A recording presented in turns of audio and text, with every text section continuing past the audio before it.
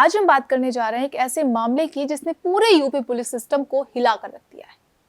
Allahabad high court ने शनिवार को यूपी पुलिस के हाफ एनकाउंटर के तरीके पर कड़ी फटकार लगाई। जी हाँ, कोर्ट ने साफ शब्दों में कहा कि पुलिस को दंड देने का अधिकार केवल न्यायालयों के पास है और कोई भी अधिकारी अपने हाथ से फैसला नहीं कर सकता है। आज हम आपको बताएंगे कि हाईकोर्ट ने किस तरह पुलिस की कार्यशैली पर सवाल उठाए हैं, 6 पॉइंट्स की गाइडलाइंस क्या हैं और क्यों कोर्ट ने डीजीपी और गृह सचिव से जवाब तलब किया है। नमस्कार दोस्तों, मेरा नाम है सुप्रिया सिंह और आप देख रहे हैं न्यूज़ चेक। दरअसल ये मामला मिर्जापुर के राजू उर्फ राजकुमार जैसे 2 अन्य आरोपियों से जुड़ा हुआ है। ये तीनों आरोपियों की जमानत याचिका हाईकोर्ट में लगी थी। सुनवाई के दौरान हाईकोर्ट ने ये देखा कि यूपी पुलिस कथित रूप से हाफ एनकाउंटर कर रही है। अब आप सोच रहे होंगे, हाफ एनकाउंटर ये कौन सी बला है? इसका मतलब है कि पुलिस अपराधियों को मारने के बाद खुद को ये दिखाती है कि मुठभेड़ हुई है, जबकि असल में गोली मारकर बाद में मुठभेड़ का रूप दे दिया जाता है।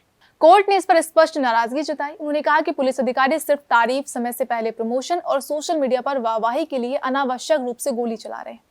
कोर्ट ने साफ कर दिया कि भारत एक लोकतांत्रिक देश है और यहाँ शासन कानून के तहत चलता है, इसलिए किसी भी अधिकारी का ये काम पूरी तरह से अस्वीकार्य है। इलाहाबाद हाईकोर्ट ने इसके बाद 6 पॉइंट्स की गाइडलाइंस जारी की हैं। तो आइए जानते हैं कि आखिर ये गाइडलाइंस क्या है। सबसे पहला है कि कोई भी एनकाउंटर तभी होगा जब वो पूरी तरह से आवश्यक और न्यायिक मानकों के तहत हो। दूसरा है, किसी भी आरोपी के पैरों या शरीर के अन्य हिस्सों में गोली चलाना बिल्कुल गैर कानूनी। पुलिस को मुठभेड़ के बाद भी पूरी तरह से रिपोर्टिंग करनी होगी और झूठा मामला नहीं बना सकते। एनकाउंटर के मामलों में सुप्रीम कोर्ट की गाइडलाइन का सख्ती से पालन अनिवार्य होगा और अगर ये नियम नहीं माने गए तो एसपी, एसएसपी और पुलिस कमिश्नर व्यक्तिगत रूप से जिम्मेदार ठहराए जाएंगे। पुलिस अधिकारियों को केवल कानून के अनुसार काम करना होगा और किसी भी प्रकार का अतिक्रमण नहीं करना है। कोर्ट ने यह भी चेतावनी दी है कि अगर पुलिस ने नियमों का पालन नहीं किया तो यह अदालत की अवमानना होगी और जिम्मेदार अधिकारियों के खिलाफ सख्त से सख्त कार्रवाई की जाएगी। इसके बाद हाईकोर्ट ने यूपी के डीजीपी और गृह सचिव से जवाब तलब किया है। कोर्ट ने पूछा कि क्या किसी अधिकारी को यह निर्देश दिया गया था कि आरोपी के पैरों या शरीर में गोली मारकर एनकाउंटर दिखाया जाए। कोर्ट ने यह भी नोट किया कि हाल के समय में ऐसे मामले लगातार बढ़ रहे हैं। अक्सर देखा गया है कि मामूली अपराध में भी गोली चला दी जाती है और बाद में इसे एनकाउंटर का रूप दे दिया जाता है।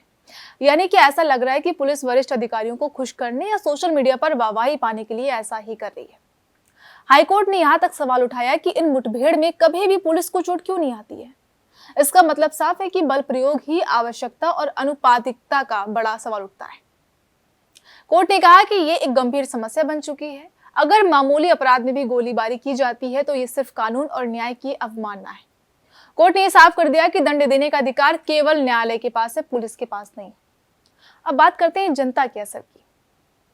जब पुलिस बिना न्यायालय के किसी को गोली मारती है और उसे एनकाउंटर बता देती है तो आम नागरिकों का न्याय और सुरक्षा दोनों खतरे में आ जाते हैं।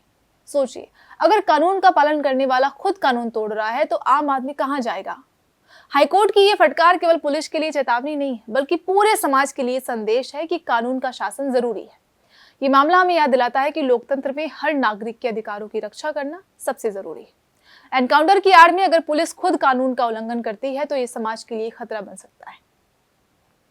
इलाहाबाद हाईकोर्ट की ये कार्रवाई एक मिसाल है कि किसी भी तरह की असंवैधानिक कार्रवाई को बर्दाश्त नहीं किया जाएगा। अगर आप इस मुद्दे पर अपनी राय देना चाहते हैं तो कमेंट में जरूर बताइएगा।